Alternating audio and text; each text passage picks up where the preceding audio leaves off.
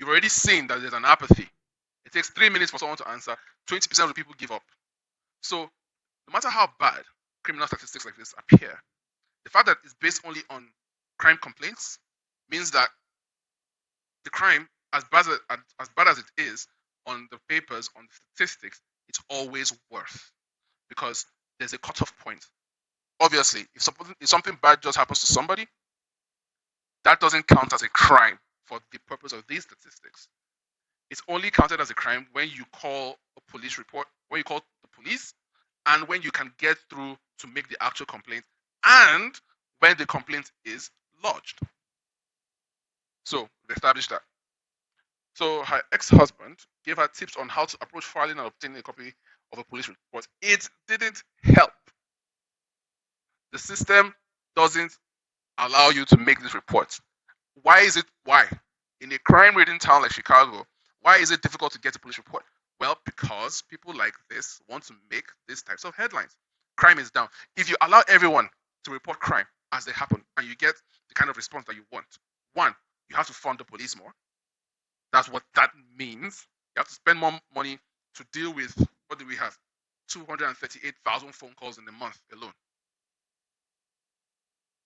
Right? Meaning that there is an increased police presence that will allow you to dispatch people to these 238,000 calls. Right? But in order to bring crime down, the mayor says, okay, we will defund the police. You've heard that phrase before. And the police who are active and on duty, we will discourage them from taking reports. Her husband is a retired police sergeant and told her exactly how to do it, and it didn't work because there is pressure from above to bring crime down. Anybody can bring crime down if they want. What's her name?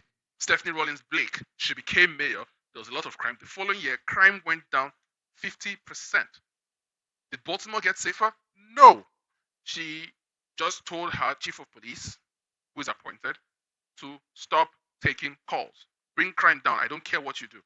He's not arresting people. He's just not taking the fucking calls because it is the calls that indicates the crime. So I hope I've explained it in a way that is easy to digest, but that's the point. The point is that it is the complaint that registers the crime, not the incident. So if somebody gets robbed 10 times in a year, which can happen, somebody gets robbed 10 times in a year and he only reports 2 of the robberies, then from that individual, only 2 things happen to him that year. Only 2 crimes happen to him because that is what is lodged. Crime complaints. So it's not crime that is down, it's crime complaints that are down. Get it?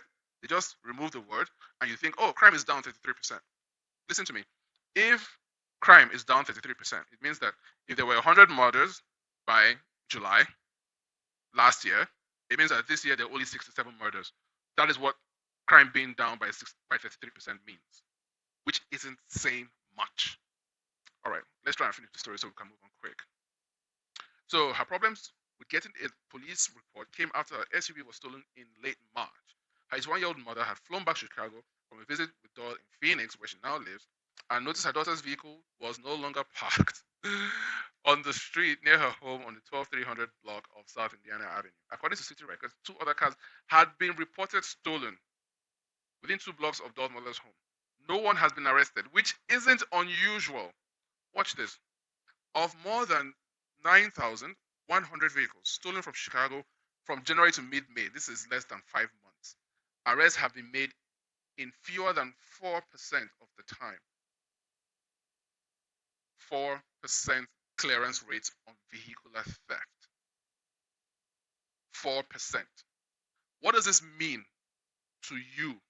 What it means is that if someone's car gets stolen, clearly, if your car is insured, you will call your insurance or you call the police, make a complaint so you can take it to insurance.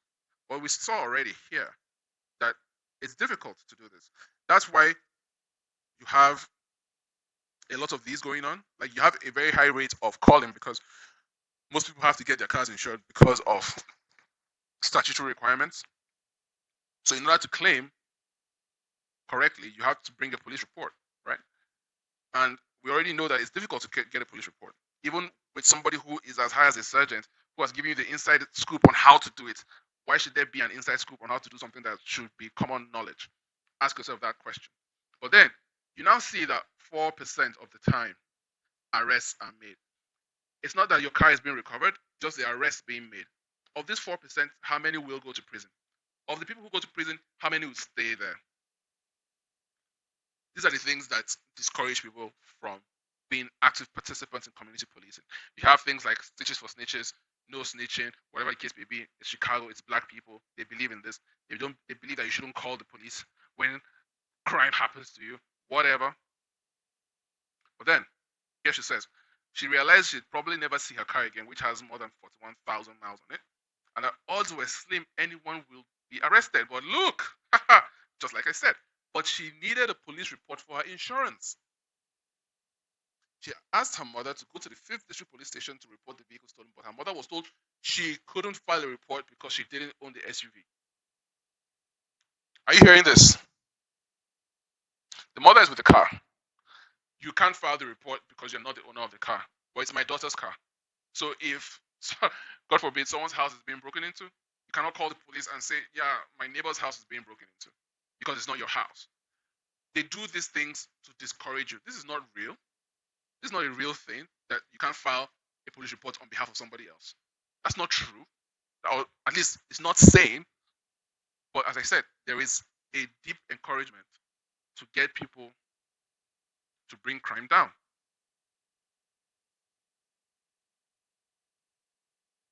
There's an important story which we will end with. But I just want to show you, and we won't go too much into Baltimore and Birmingham and Missouri. We'll just go with Chicago because Chicago is easy. It's the most popular out of these. It's the largest city out of these. So we'll use Chicago as a, touching stone to explain the rest of these less relevant cities. But I want us to try and conclude the story quick. All right. So on March 31, Doyle tried to file a police report by phone from Arizona. And now, the problem with this police report is that, as bad as it is, that her mother cannot make the report on her part because she's the one who actually parks the car in front of the house and the car gets stolen, right? Now you want somebody to call from another state and say, my car got stolen. You've already broken the chain of causation. You've already, not the chain of causation. You've already broken the perception of the crime. It is the mother who saw that I parked this car here, the car is gone. Right? I parked this car here, the car is gone. But now you're getting somebody who is in another state. You can't convict somebody on that police report because it is hearsay. The mother told her that the car was missing. She didn't perceive it with her own eyes. What she will write on the police report is, my mother told me my car is missing. Any defense lawyer is going to throw that case out. At least that particular statement. Anyway, so let's continue. 311 Center was established more than 2 decades ago to allow 911 operators to concentrate on life and death calls. So, funny. So, 911 is when your life is in danger. 311 is when it's property. You can see how they're already delineating crime. Oh, no, it's only when you're in danger you can call these numbers. And we already saw that the response, alternate response section, doesn't have any, the city doesn't provide the figures of the performance. Let's continue. So until then, 20% of 911 calls were for non-emergencies. Chicago, whatever. 311 Center gets millions of calls a year from people reporting all sorts of problems: graffiti, noisy planes, street lights, potholes. Now, you can see that the story, Chicago Sun-Times, they're already trying to, let's call it, blame the victim. They're already saying, oh yeah, 20% for non-emergencies. And people are complaining about the state of dilapidation of the city. But, what does that have to do with anything? For anyone who wants to file a non-emergency police report, gets transferred to ARS, staffed by 220 Chicago cops on permanent light duty for medical reasons, or there because of a pending disciplinary case that has seen them stripped of their police powers. Funny. So her cell phone records show that she spent more than 4 hours on the phone. She spent more than 4 hours on the phone before a city employee finally confirmed her police report had been filed and sent to a police hot desk that keeps information on stolen vehicles. The first person she spoke with, it's unclear whether it was a 311 operator or a police officer, asked whether her boyfriend may have taken the car. So, oh Jesus, do you see how people get discouraged? It's like, oh, maybe it's your boyfriend, maybe it's your ex-boyfriend.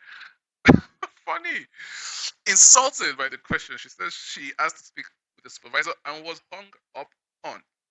She kept calling 311 and got hung up on 16 more times. This is somebody who is trying to make a police report. 16 times she tried. Most people will stop after 7. But as we said, she is trying to get her insurance. All right. She reached an officer in ARS who told her that her license plate sticker was expired and that she needed to go to the police station to get a citation for the violation, pay the ticket, buy a new sticker, then call back about your stolen vehicle. Guys, I can end the video here. Guys, I can end this video here. What? Okay, now I can tell that she's black because of the fact that her sticker is expired and all these things. But this is insane, guys. This is insane. I'm stunned. I'm stunned into silence.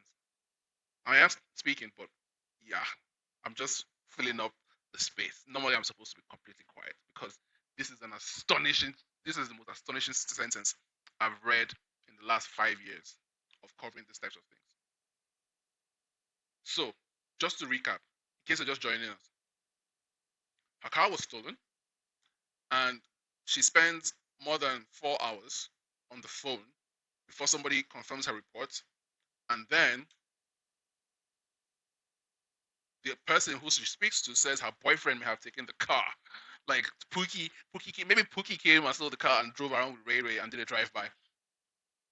And then, as she's asking to speak to a supervisor, they hang up the call, and she kept calling and got hung up on 16 more times. She finally gets through and somebody told her that her license is expired and she needs to go to a station, get a citation for the violation, pay the ticket, buy a new sticker, and then call back about your stolen fucking vehicle. Guys, this is the end of the video. There's nothing left to say. This is somebody who is trying to make a criminal complaint. And Dawn says the police officer ended the call by saying, "I told you what to do." She called 3 more times and got hung up again, and then she called 911. So this is now the call that is recorded. This is astonishing. According to that recorded call, obtained from City Hall, the 911 operator says, "You are my 7th call about this. Refers to others having trouble reaching the ARS." That's not my concern. Why are you telling me about the other people who called me? I'm trying to tell you about my own problem. The 911 operator actually tries to help and calls the 311 center herself to help, but she got hung up on too. Even the police cannot call the police. Please, this crime hasn't happened yet. I want you guys to get this. This crime hasn't happened yet because the complaint hasn't been lodged. Okay. The operator took her name and information and said she'd let her supervisor know. He's going to call over there, get in touch with the supervisor for you, and you have a supervisor call you, and you can get your report taken. When the supervisor came on the line, the operator said, "I've been on the phone with her. We got hung up on 4 times." What? Okay, later, thank you all for airport, no problem, blah, blah, blah. The supervisor called, contacted her, took her information, and told her she'd hear from 311. About 45 minutes later, a police officer from the ARS filled out a report. Okay. So now the report has been taken. The gap between this incident and the report finally being filled out and taken. This is 4 hours, maybe a few days, possibly. People get discouraged by this, but she can't afford to be discouraged because this is to do with a car, which is thousands of dollars, and insurance, which she needs insurance to replace the car so that she can go about her life. But if it's like your Pokemon collection or your laptop that gets stolen,